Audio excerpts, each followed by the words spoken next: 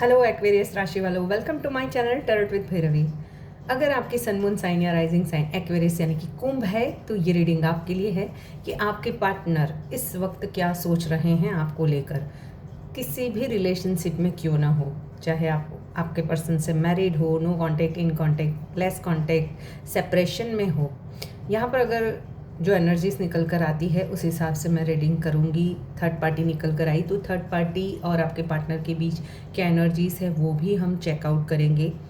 ये रीडिंग मैं tarot decks with love oracle cards and आपके पार्टनर के लव मैसेजेस और एंड में मैं आपको, अगर आप नो कॉन्टेक्ट सिचुएशन में हो तो टाइम प्रिडिक्शन के कार्ड से मैं आपको ये भी बताऊंगी कि आपके पार्टनर आपको कब कॉल या मैसेज करेंगे। अगर आप लंबे समय से नो कॉन्टेक्ट सिचुएशन में हो तो क्या ये इंतज़ार ख़त्म होगा।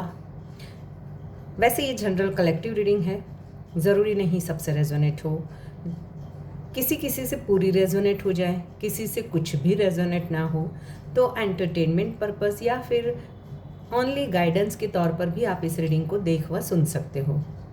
तो पॉजिटिव माइंडसेट के साथ में हम इस रीडिंग को स्टार्ट करते हैं, क्योंकि आप जब पॉजिटिव रहते हो ना तो आपकी लव लाइफ में ऑलरेडी हार्ट चक्र आपका हील होता है और उस वजह से फिर आपकी लव लाइफ में एक हीलिंग एनर्जी से ही आपका रिश्ता हील होने लगता है। बट आप खुद जब नेगेटिव सोचते हो तो रिश्ता हील होने की बजाय बार बार लड़ाई झगड़े होना, एक दूसरे पर ट्रस्ट इश्यूज़ यानी ब्लेम गेम खेलना, वो वाली एनर्जीज रहती है।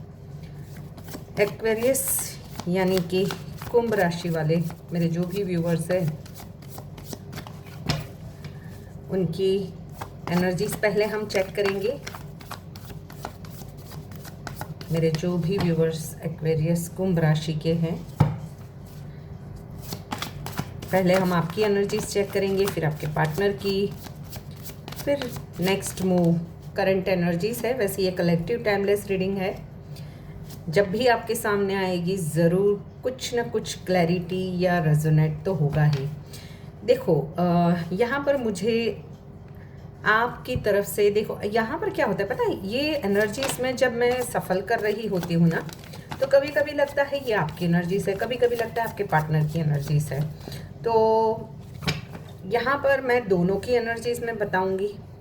तो हो सकता है आपके पार्टनर की एनर्जीज है वो आपकी हो सकती है और आपकी जो एनर्जीज है वो आपके पार्टनर की हो सकती है। यहाँ पर मुझे क्लियरली दिखाई दे रहा है कि आप चाहते हो क्लैरिटी, आप चाहते हो कमिटमेंट, आप चाहते हो अगर कोई थर्ड पार्टी भी है तो इस रिश्ते से रिजॉल्व यानी या तो बाहर निकल जाओ या फिर इस रिश्ते में कुछ क्लैरिटी आए कि कैसे आगे बढ़ना है। आप क्लैरिफिकेशन चाहते हो।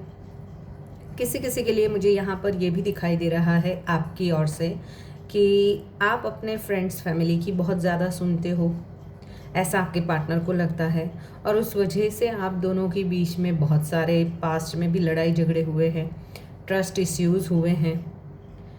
आपके पार्टनर को ऐसा लगता है कि आप उनकी ज़्यादा सुनने की बजाय या उनको समझने की बजाय आप लोगों की बातों में बहुत जल्दी आ जाते हो।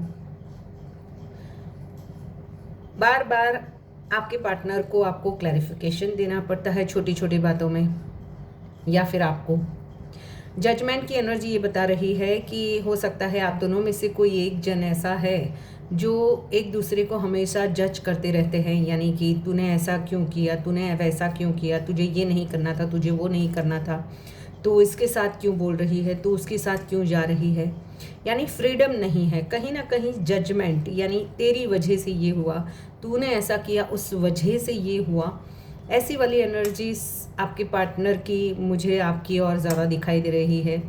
जैसे कि मैंने बोला कि ये एनर्जी है, हो सकता है ये एनर्जी आपकी हो तो मैं जो सामने की रीडिंग करूँगी वो आपकी एनर्जीज हो, आपके पार्टनर की।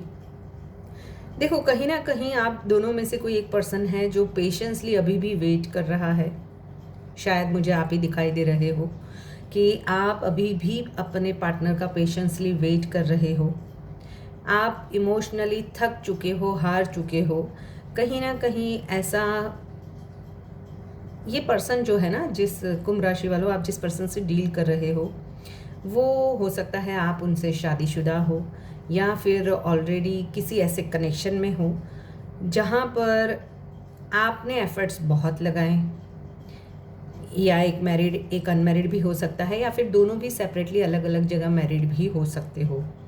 तो आपने इस रिश्ते को संभालने की बहुत कोशिश की, हर बार आपने कॉम्प्रोमाइज़ किया, हर बार आपने एडजस्टमेंट किया, पर फिर भी आपके पार्टनर को ऐसा लगता है कि उन्हें हर बार क्लैरिफिकेशन देना पड़ता है सब छोटी छोटी बातों में।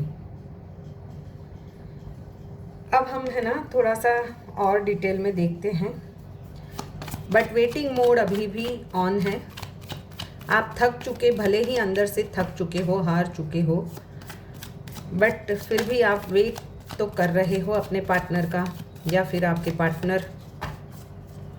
यूनिवर्स प्लीज़ गाइड एक्वेरियस राशि वाले मेरे जो भी व्यूअर्स हैं उनके पार्टनर की एनर्जीज।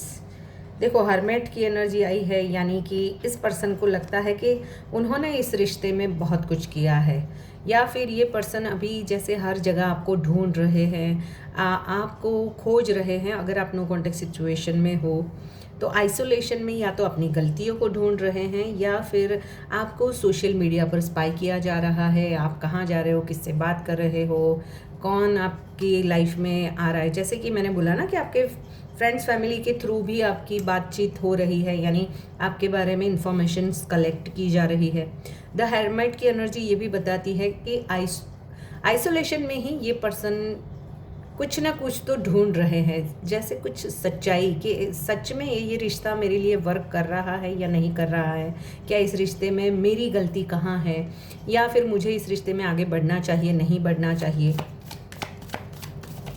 आपके पार्टनर की एनर्जी में हर्मेट आया है, 9 नंबर की एनर्जीज है। यहाँ पर हो सकता है आप किसी सोल जर्नी में हो, किसी ऐसे कनेक्शन में जहाँ पर सोल पास्ट लाइफ कनेक्शन बहुत स्ट्रांग है, और हो सकता है मैंने जैसे बोला कि आप दोनों में से कोई एक जन शादीशुदा है, एक अनमैरिड है, या फिर दोनों भी सेपरेटली मैरिड हो, तो अपने आप को कहीं पे फंसा हुआ महसूस कर रहे हैं।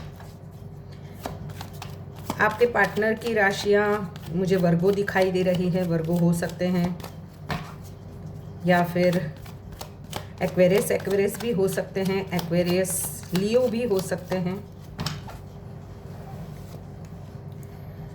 नाइट ऑफ पेंटिकल्स, देखो ये पर्सन अभी हड़बड़ी में कोई भी डिसीजन लेना नहीं चाहते हैं। हाँ, अपने आप को फंसा हुआ ज़रूर महसूस कर रहे हैं, बट जैसे कि मैंने बताया कि कोई स्पिरिचुअल जर्नी है आपकी, शायद आप ट्विन फ्लेम या सोलमेट जर्नी में हो, जहाँ पर द हाई प्रिस्टेस की एनर्जी ये बता रही है कि एक पर्सन बहुत ज़्यादा प्रैक्टिकल है और एक पर्सन बहुत ही ज़्यादा इमोशनल है, और उसी वजह से एक दूसरे को समझ ना पाना, या फिर जैसे कि मैंने बताया कि आप अपने फ्रेंड्स फैमिली की ज़्यादा सुन रहे हो, ऐसा उनको लग रहा है, और उसी वजह से ये पर्सन को ऐसा लगता है कि आप लोगों की बातें सुनकर उन पे ब्लेम करते हो, तो उनको बार बार क्लैरिफाई करना अच्छा नहीं लगता, आप बार बार उन्हें जज करते हो लोगों की बातें सुनकर।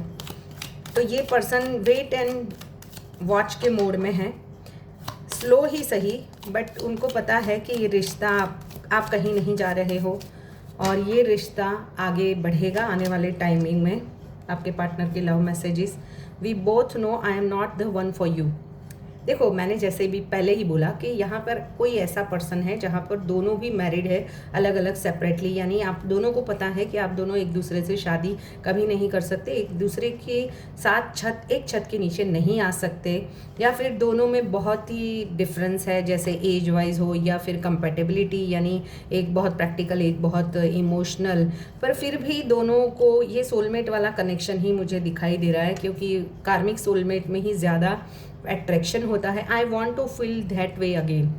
यहाँ पर आपके पार्टनर को पता है कि आप दोनों एक दूसरे के लिए नहीं बने हो, फिर भी आप जब रिश्ते में आए तब जो प्यार था, जो कनेक्शन था, उसे वो फिर से फील करना चाहते हैं, या ये पर्सन को लगता है कि आप दोनों एक दूसरे को समझ नहीं पा रहे हो, उस वजह से भी ये पर्सन को आप इमोशनली हर्ट हो। आई लव यू अनकंडीशनली, देखो ये पर्सन क्या कहना चाहते हैं कि वो आपको दूर से ही स्पाई तो कर रहे हैं, बट अनकंडीशनली, यानी कोई कंडीशंस नहीं। अगर आप दोनों सेपरेटली अलग अलग जगह मैरिड हो तो ज़रूरी नहीं है कि इस रिश्ते में कमिटमेंट ही मिले, या अगर कोई पास्ट में मिसअंडरस्टैंडिंग्स हुई है रिश्तों को लेकर, तो किसी एक का कंट्रोल ज़्यादा रहा है, तो ये पर्सन चाहते हैं कि ठीक है, अब जो हुआ उसे मिट्टी पाओ और आगे बढ़ते हैं। आई लव यू अनकंडीशनली, यानी कि अभी किसी भी कंडीशंस के बिना ये पर्सन आपके साथ में आगे बढ़ना चाहते हैं कि आपको जो करना है वो करो, बस आप खुश रहो। ऐसी वाली एनर्जीज़ के साथ में आपके पार्टनर वापस आ रहे हैं।